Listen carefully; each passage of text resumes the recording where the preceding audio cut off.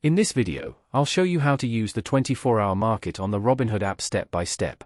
First, open the app and log into your account. From the home screen, use the search bar to find a stock that supports 24-hour trading, then tap on it to open the stock page. Next, tap the Trade button at the bottom right and choose Buy or Sell. At the top of the order screen, make sure you select a limit order, since 24-hour trading only works with limit orders. After that, enter the number of shares you want to trade. Now, set your limit price carefully. Because you're trading outside normal market hours, prices can move differently and may have lower volume. Then look for the timing option and select 24-hour market if it's available for that stock.